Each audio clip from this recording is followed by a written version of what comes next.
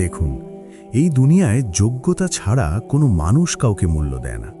আর আপনি তো এমন কেউ নন যে জানে না যোগ্যতা আসলে কি। এই দুনিয়ায় যতদিন বেঁচে থাকবেন, হাজারো ব্যস্ততা আর বিভিন্ন সমস্যা নিয়েই জীবন চলবে। তবে সব সমস্যার মধ্যে সবচাইতে বড় সমস্যা হলো আপনার পকেটে কত টাকা আছে, আপনি কতটা ক্ষমতাশালী, আর আপনার সম্পদ কতটুকু। হ্যাঁ, এটাই বাস্তব। এই দুনিয়া শুধু মানুষের যোগ্যতাই দেখে। ধরুন, আপনার মধ্যে একটি দারুণ প্রতিভা লুকিয়ে আছে, কিন্তু আপনি সেই প্রতিভা দিয়ে বাস্তবিক কিছুই করতে পারছেন না। তবে ওই প্রতিভার কোনো মূল্য নেই যা আপনাকে সফল করতে পারবে না। হ্যাঁ, আমার কথা হয়তো আপনার কাছে অদ্ভুত লাগছে, তবে আপনি যদি ইতিহাস ঘাটেন তাহলে দেখবেন এটাই সত্য।